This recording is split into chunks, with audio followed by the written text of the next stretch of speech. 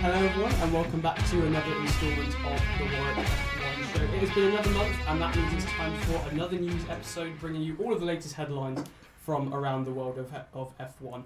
I'm your host Callum Hodge and today we are joined by our Society President Katch once again, and also making his podcast debut is our guest for today, Vignesh. Thank you both for coming on to join me today. And the first one we should cover is actually something we've already covered, I'll be honest, but then we can't not mention it and have a news episode. So it's obviously Ricciardo leaving and Lawson coming in his place, as we all kind of predicted that he probably would eventually for the remainder of the season. He's finally got his permanent seat in F1. And Katch, you've already talked about this and given your thoughts on it on the Women in Motorsport episode that we did on that, which obviously you should go and check out after this episode. But I thought we'd just take a couple of moments for myself and Vignesh to talk about through it. So what was your thoughts on when Ricciardo, the announcement was released, and was it a shock or was it kind of to be expected really? Well, in my opinion, I feel like it was a long time coming, but the way they went about it was obviously quite bad from a public standpoint. The way he was treated at Singapore and all the rumors that were building up to it. It was a lot of rumor leaks about mentioning who would come in his place. For a long time, people were thinking that Checo would get the boot first, to be honest, because of his poor performances across Europe. So people were expecting Ricciardo to take his place after summer break in in Spa. But to be honest, his performances, the main reason why he came in was to take the Red Bull seat should Checo on to perform, and go up against Tsunoda and see if he can beat Tsunoda by a distant margin. But unfortunately, in my opinion, I think Tsunoda has had an underrated season. I think he's been doing quite well. Apart from the Miami sprint that Ricciardo had, I don't think there's much stellar performances. So I personally think it's unfair on Yuki, because Yuki is always used as a benchmark for drivers that are coming in for the Red Bull seat. When in reality, I feel like he should be given an opportunity. I know there's a lot of temper tantrums that might come up, like because of his temper and his short, like he's his not anger. that even high-tempered anymore. He isn't. I agree with it. I don't think he is anymore. But unfortunately, I feel like Horner is holding that against him. I think Marco is the one who's more for Tsunoda and younger drivers like Lawson, maybe Isaac Hadjar in the future. But I personally want to see Tsunoda on the seat. But I don't mind seeing Tsunoda and Lawson go head-to-head. They were quite close last year in Japan and a couple of races in Singapore when he outqualified Max in Q2. So that was fun to see as a Ferrari fan myself. But yeah, I mean, I'm sad to see Ricciardo leave because he's been a great icon of the sport. I think he deserved a better ending. As you said, maybe he could have had one final race in Austin, which he considered as a home race, and with all the commercial aspect of it. But yeah, maybe if there's an opportunity for him to come into another team in the future, hopefully. But in my opinion, it's very unlikely. It is, I think, the end of his F1 career. Obviously, I've made my views clear, but I think now we've had more time to kind of process it and see what's happened, and it is definitely the end of F1 for Ricciardo, but that's not the end of him in motorsport. I think he will go into other series, in my opinion. Oh, absolutely, yeah. No, I think I do heavily agree with it's the same as what everyone's thinking, really. It's not much of a surprise. If anyone is a regular of the Warwick F1 Show, we know that we've had some certain words for Ricciardo and Perez and certain drivers, and I do think it was the right time. Definitely not the send-off that he should have been given. I think he should have been given an actual deserved send-off, and the announcement should have been before the race that was going to be his last. And so in that sense, I do think they got it wrong. But if anything, I think it may be a bit too late. I think he's been really off the season. We mentioned the Miami sprint race. That's probably the only time that I can actually think that he has stepped up and really shown his experience in that car. And I'm excited to see what Lawson is going to do in that car. I do think it would be quite funny if Lawson just leapfrogs Tsunoda. I can see that happening. I can, but it's weird because we see... RB is obviously the team for junior drivers to see if they are ready to go into Red Bull. That's always what it's been, whether it's been Toro Rosso or AlphaTauri. It's kind of still been that trial in a way. And Tsunoda's just been there for quite a while, and they never really have been prepared to give him that opportunity. I'm personally not sure that he would succeed in that. I can't see that. I think there's been better drivers with more potential. Say, for example, like Alex Albon and Pierre Gasly, drivers who I think have been better than Tsunoda currently is, and who have failed in that seat. but then I have been wrong on many occasions on this podcast. But I think that also talks about a different issue where, in the case of Albon and Gasly, I think they are, quality-wise, in my opinion, better drivers than Yuki. But the issue is, at the time they were promoted, it was when Red Bull, the organisation, were promoting quickly, and then they realised, we can't be doing this anymore, these drivers are failing, they're sinking against Max. So they've done the complete opposite, and they've not promoted anyone. They've brought in an external driver in Sergio Perez years ago now, who isn't performing, and this is the point where they should switch, and they should have the swap. And I guess that's, like we've mentioned, why Ricciardo was brought in back to F1 in the first place. That hasn't worked. Therefore, they have to, bringing in Lawson's a good step, but they have to do more, because otherwise other teams will poach drivers like Hajar. If anything, it shows that like the whole Red Bull model was to promote young drivers, and that's what their academy is for. If they're not able to do that, as they mentioned, like other teams would come in and poach it. I mean, it happened to Piastri. Like that's a most recent example was that Alpine were unable to give a contract to Oscar, confirming his seat for 2023 when he was outside of F1 after his very good F2 stint where he was champion. So keeping that as an example, I'm pretty sure Red Bull don't want to let go of talents like Oscar or something that like Isaac Hajar in their driver lineup. So it's better if they slowly start, giving less and less importance to paid drivers. I'm sorry, I love Checo. I think he's a great driver, but I think it's time when Red Bull is up as much as he's done well for the team. And it's time that we see new talents. I mean, we saw that with Behrman and even Colapinto. I mean, Colapinto was a surprise to a lot of people. Like, I had no expectations. So, like, it shows that you may not be the best, even in F2. Behrman, Colapinto 7th and I think 15th in F2. Yep.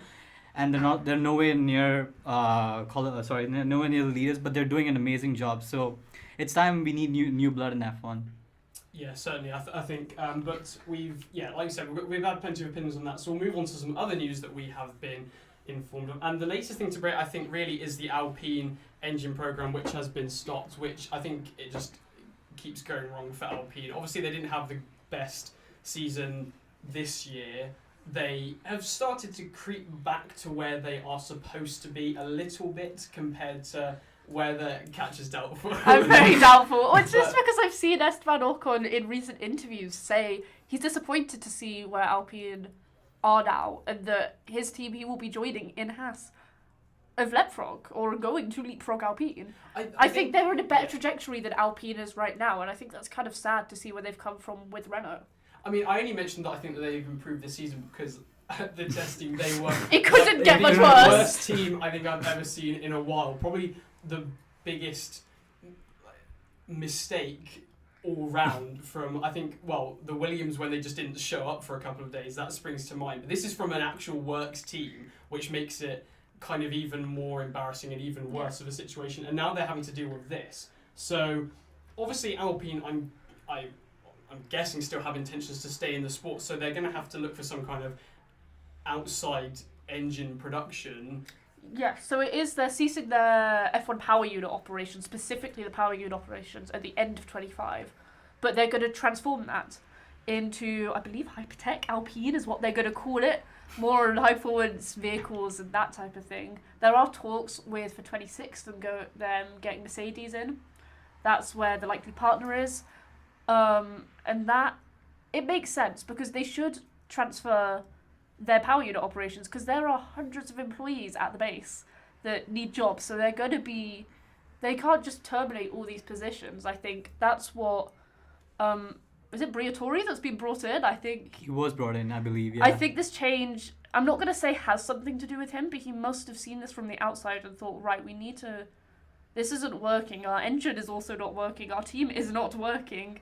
Therefore, there needs to be some stability. And I think by removing an element like this, means they can focus on, for example, they are in WEC and they're doing really well. So why can't they just transfer operations with the power units towards WEC, World Endurance Championship, for those that don't know the acronym, but then use the Mercedes engine for the moment while the F1 operation improves and they get more personnel in. And do you think it's important that they get that for the 2026 regulations so that they can start off strong compared to how they've done this season, for example? Yeah, because especially at the start of what is technically what is going to be a new era of F1 and will have consequences for years to come. Yes, exactly, because there's going to be so many changes in 26 that there are teams like Andretti that want to come into the sport. So if Alpine really don't change, then they could be sold. And I'm not the biggest follower of Alpine, but I think it would be a shame to see some sort of French outfit not in the sport, especially because we don't have a French Grand Prix.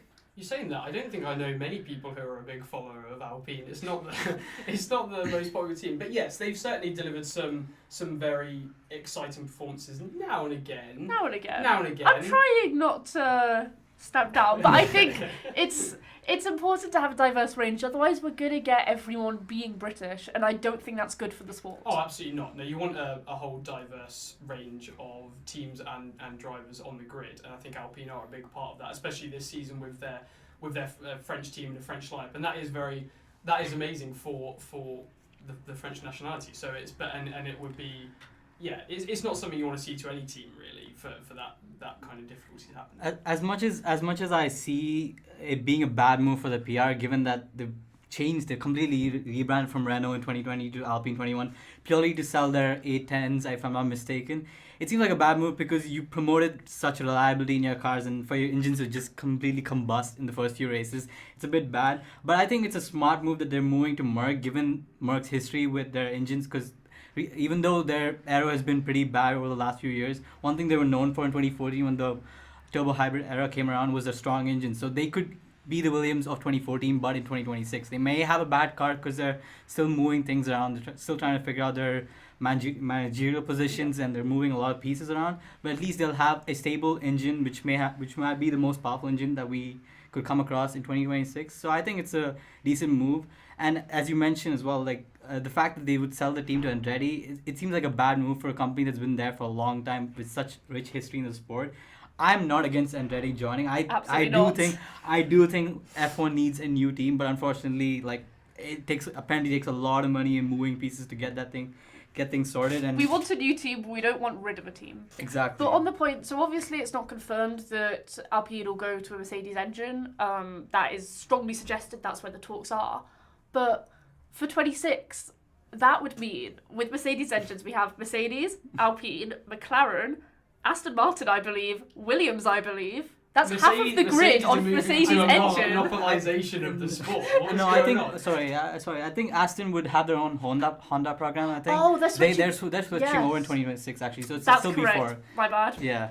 But yeah, still 4 teams on Mercedes is still kind of a lot, and that is really reliant on Mercedes getting it right. If Mercedes get this wrong in their power engine and their powertrain section, that could be an issue for nearly half the grid. I mean, hear me out. Couldn't Mercedes, with the engines that they're just shipping to the other teams, just like turn the power down a little bit? Okay, don't suggest that, because that could happen already. Toto Wolff, if you're listening, then don't take any ideas from this, please. Just cover your ears for the next Toto Wolff, we love you. Just smash your headphones, please. No, I believe that was a thing before, though. Yeah, They've changed it. So they had this thing where Mercedes was the only team that had party modes for qualifying in the race. So I believe FIA intervened and they had to change it. But that was an actual thing in the past. So it did happen. And Toto Wolff is a sneaky businessman. I respect it. But yeah. I respect the grind, but please don't ruin my McLaren. I love you. We'll have to see how that programme continues and what news breaks that a bit later on, whether they do end up getting a Mercedes engine or go some other direction. But we'll move it on. And recently we've had a big meeting. I think it was probably one of the greatest photos of all time in F1, where it's just all of the directors sat around the table. And it's CEOs, the meeting and the meetings of all meetings, and we had a few things discussed at that meeting, which are obviously relevant for the future of F1. And the first one I'd like to talk about is this young driver test. And so essentially, it was the proposal that was it after Abu Dhabi was finished, there was some sort of it wouldn't be a young driver test, so there's already tests, but it would be more of a rookie race. So it'd be races / testing, obviously, for about 3 days following Abu Dhabi. But there is a lot of interest. There was a lot of people saying, this is a great idea. I think that would be so fun. It would be great, because it also, for a fan perspective, obviously, we get more racing, and it's a non-points race, and it just brings more young drivers to our viewpoint and to our horizon. However, it would also be great for the teams to test out more blood and see if they can fair in F1 machinery, and it's more testing dates for their machinery and for their young drivers. So it's a great idea.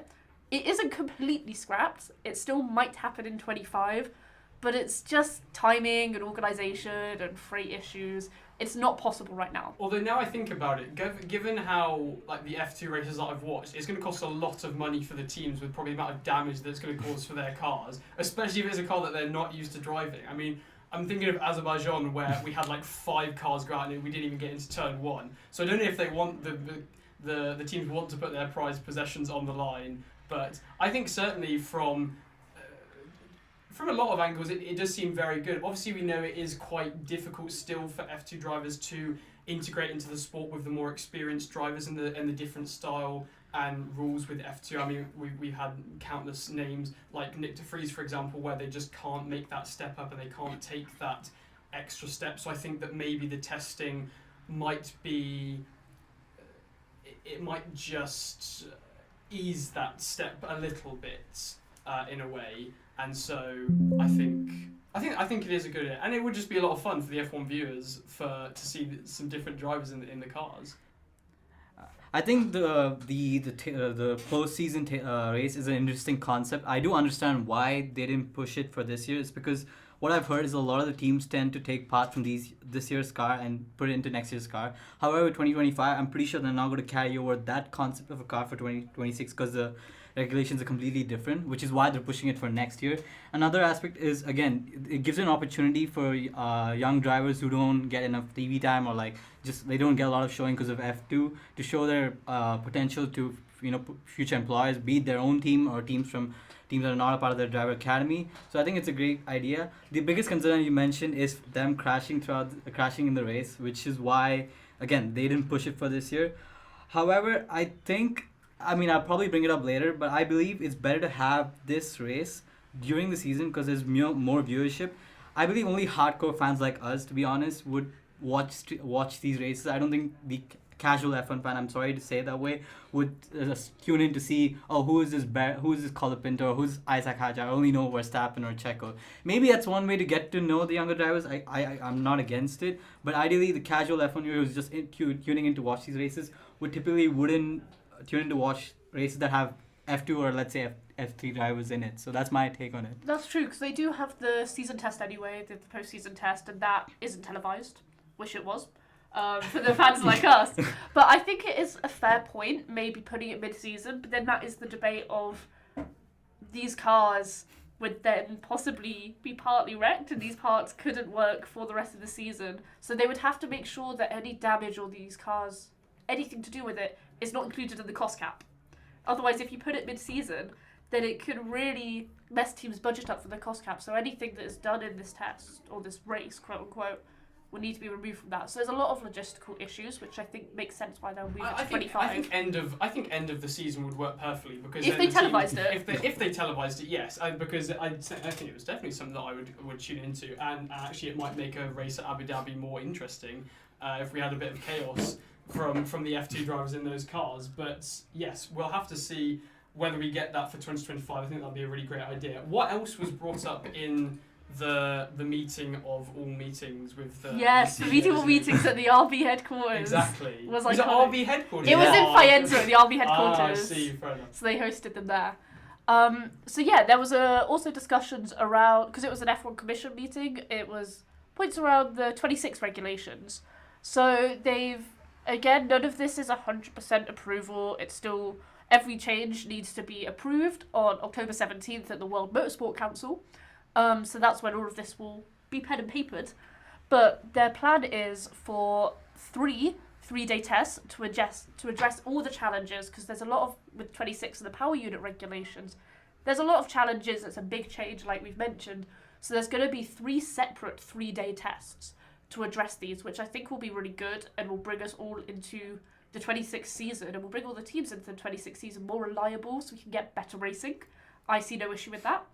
Yeah, but at the same time, you don't want too strong reliability. I maybe agree for the power units. For the power units, okay, yes, but I think that's kind of, I wouldn't want to see that too. Personally, I wouldn't want to see that too much, because I feel like the reason that the start of the start of new regulations is so exciting is because not only do we have a mix-up of the grid, but also the cars are, the teams are less knowledgeable about their setup and their cars, and so we do see more reliability issues, and we do see more of those chaotic events in F1 that currently we probably don't really have. I mean, there's been so many races this season where we've only had one or even no DNFs throughout the entire race, and I think that maybe we shouldn't give the teams too much of an easy job of knowing what their car is going to be like. I think that should be it. But at the end of the day, like if you're increasing the number of races, teams would argue that they need more time to understand their car, especially given how Liberty Media has been hell-bent on adding more and more races and even sprint races for that matter. So teams would argue that you're already putting enough pressure on us, so they need more time to understand the car and get more performance out of the car. I do understand that most of the testing isn't televised. If it's televised, then again, hardcore F1 fans would tune in. I would tune in myself. I don't mind just keeping it in the background, just seeing what's going on. It's a fun activity. But I do believe that at least at the start of regulations, just to get a grip of the car and try to understand it, especially given that it's a huge change in terms of the engine performance and whatnot. So I think it's necessary. But as you go into the years, maybe like 2-3 years down the line, they can reduce the number of testing days, and that way you can get pretty good racing. I'm still looking forward to good racing. I'm pretty sure it'll be similar to 22, hopefully, fingers crossed. But yeah, I'm just looking forward to it. Yeah, I think the 3 separate tests are only for 26. It wouldn't be going further. It's purely for the new regulations. Yeah, purely for the new regulations, purely to test the power units and engines and make sure that they are not going to blow up and cause severe damage to a driver. We don't want that at all. That's a good point. Okay, maybe I'm going to revoke my suggestion of not doing the tests. I wasn't just going to say do none of the tests, but so we are down to 1 test right now, and it is in Bahrain, and it is televised. So that's great. I don't think all of these will be televised. Obviously, I am not at these meetings. However, my suggestion would be put them at the same circuit. As much as that's boring, it means that you can't test setups at all the different circuits. If they did 3 separate tests at 3 separate circuits, that's too much information. We don't want that. Yeah, I think that's a good idea. It's a very fine balance to strike of making sure these cars are reliable enough that we have good racing, but also giving the teams a bit more of an unpredictable nature. And so I think what you mentioned, just having one track, that would be perfect. Yep. So that wasn't the only thing that was agreed upon. A simplification of the technical regulations was also agreed. So that'll change. It's specifically for the teams. It's less for us fans, but for those who are there developing the cars, it will be simplified regarding performance, aerodynamics, and safety. So it makes it better, just so they can understand. Because I think the frameworks that were proposed originally for 26 have a lot of technicalities to them, a lot of loopholes. So just simplifying these. Adrian Newey is currently just looking at the technical regulations and he's scheming. But I think they will. These changes, though, all of them together will have big influences on the aerodynamics of the car. I think those changes, maybe we'll see less of the ground effect that we see right now. I'm not sure. But yeah, and these frameworks as well, they're going to evolve from it right now, but they've also said that the current framework that is going to be proposed will balance sporting fairness and financial sustainability. We just need better sporting fairness. We don't need balanced sporting fairness. We just need the sport to be fair. Please, this is not a fair sport anymore. Well, we are actually going to come onto this episode next in our future episode. So if you're listening to this, then you can check out our Improving F1. But yes, no, you're absolutely right. I think it's definitely we're still, although yes, this season has been a lot better, we're still recovering from the era of complete Red Bull and Verstappen dominance, and we just need to level the playing field a bit. And as well, we mentioned that we would be open, or at least us three on this podcast, would be open to seeing Andretti or some other team coming into the sport. And also we have Audi coming in as well. And I think if you simplified the regulations a bit and had a bit more of a level playing field between the drivers, it would mean that those other teams coming into the sport would make it a bit easier for them if we were to introduce an 11th team into the sport. And so I think I'd be all for that. Yeah, but then again, if you're closing loopholes, then you won't get to see innovations like the mini EDRs that McLaren had or the flex saving from a couple of years ago. So, I mean, that's interesting to see, though. So well, I mean, as I mentioned, Adrian Newey, he's been paid 30 million over at Aston Martin. He's got to earn his keep there. There are still loopholes. There's loopholes that we don't even know about. Mercedes thought they found a loophole with no side pods, so who knows? we shall have to see on that one. Is that all that was discussed? That was the main part of the meeting. So again, on October 17th, that's when they'll have the big motorsport meeting at the council, and these should come into effect. Again, these are all for 26 mainly, but there will be updates from there. So if you are a society member, we will have these updates in a newsletter that goes out to your email address. We love a shameless Hey! Yeah, so now we come to the point of the episode where we let you guys know of another Red Bull high exec that is leaving for one of their biggest rivals. And this time it is their head of strategy, which will be... It's definitely... We've had so many others, haven't we? We've had Jonathan Wheatley, we've obviously had... Adrian Newey was the big one that broke that. Now we now know he's going to Aston Martin, and it just is going from bad to worse, I think. And I don't know how this is gonna. Surely this is gonna have some kind of effect on the team. We don't know how big of an effect this is going to have, but I think with this amount of high up people that we see is going to be leaving the team, surely this has got to show on the track at some point. I believe it's going to be a repeat of if it looks like it's going to be a repeat of Merck in 2022 when they had a lot of brain. When it happens when you're like succeeding in the sport at a point, there's a saturation point where people want to leave and take a new challenge. And given what's happened at the start of the year with Christian Horner, I'll just not go in detail about it. But the fact that there's a lot of allegations and there's a little bit of team instability as to who's staying. Even we're unsure if Max is staying for 2026. So knowing that, I'm pretty sure people would rather go to a more stable team in McLaren who are on the up or challenging Red Bull. In my opinion, they will take the constructors. Drivers is still a long shot. I mean, let's hope it goes to the final day. But if I were at Red Bull right now, I'd be looking to leave purely because of the fact there's instability and there's no guarantee as to whether their collaboration with Ford, I mean, I don't know if it's just like a sticker on their car or if it's like an evolution of their Honda engines. There's no guarantee that they will be as successful as they were for the last few years. So I think it's a good move if you're going from Red Bull to McLaren at the moment. And I'm sure this won't be the last, unfortunately.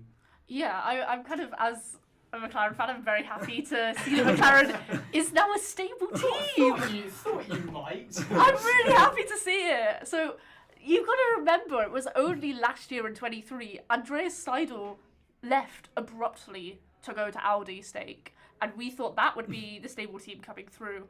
And we being McLaren, had to promote Andreas Seidel very quickly. It's worked out very well. Obviously, we had a rough start to 23, but it's so positive to see the appointments that Zach and the team are making with, I think this is 3 or 4 now, of big personnel that have come from other competitors. So sure, it will only be from 26 and he will report to Randy, so Randy is still going to stay as racing director, but it will be exciting to see someone who has been at one team for 20 years. He was there while they were Jaguar. So, at Red Bull, So, this will be exciting to see all these changes. And I think a lot of them... We're talking a lot about personnel changes, but it just shows how intrinsic they are to the sport and to the teams. And I think a lot of the effects won't actually be visible to us fans until 26, when a lot of gardening leave ends and all of that. But it is exciting, because it also allows younger personnel, to be promoted. If you have people like Courtenay, I can't pronounce his name, how do you say it? We'll go with that, I have no idea. Perfect. If people like Will, who are moving from team to team, then you can promote the young engineers, which is always a good sign, and we all like to see it. So, and it hopefully, maybe, I'll be devil's advocate, maybe this might not be a completely bad thing for Red Bull, because it means that you can get a lot of younger staff, or maybe people that are experienced but just haven't had the opportunity in big leadership roles, such as technical director, to move up and maybe make changes when Red Bull is desperately in need of innovation and change right now with the situation they're in. Yes, certainly. I think it could go either way. They are certainly moving into a kind of new transition of new personnel and new... not obviously a new team, but it's new environment. New environments, yes, that's the word I'm looking for. And I think that could either come with two ways. Obviously, the 2026 regulations, as we mentioned, are going to be very important for them. And I don't know. I think I wouldn't be surprised to see Red Bull drop down the order a little bit. But I think certainly it will be on those regulations that we do see some kind of effect emerging. We know that by now teams will probably have the large majority of their 2025 cars developed, and so I think we're going to have to wait for a couple of years for us to see any effects. But as ever, it's switching up of the grid and introduce a bit of unpredictability into the sport and into the performance of the cars, which I think we always like on this podcast. So have we covered? I think we've covered most stuff. There wasn't that much. We're still waiting on a certain Kick Sauber driver. We're also waiting on a certain and also RB an driver. RB driver now as well. I thought we were very close, but we've still got 2 drivers to go. Which we will do a 25 grid summary when it all comes out, but it's looking more unlikely. Everyone thought it would be during this autumn break, but it's not possible. There is, sadly, another bit of a break, a 2-week break between Brazil and Las Vegas.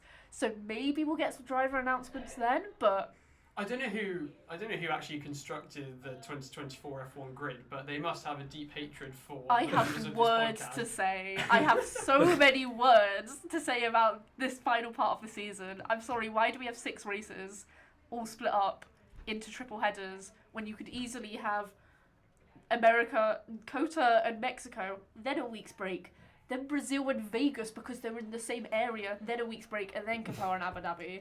It's been a bit of a questionable decision, but I think that is a topic for another episode. We could rant about that for quite a while, but anyway. So we will have we have got an F2 special that's already come out for any F2 fans or anyone who is looking to get into F2. So make sure to go and check that one out. And then obviously next week, going back to not this weekend but next weekend, going back to Austin, we shall have an Austin preview where we shall do our predictions for that one. But until then, thank you very much for Katch and Vignesh for joining me. I've been your host Callum, and until next time, goodbye.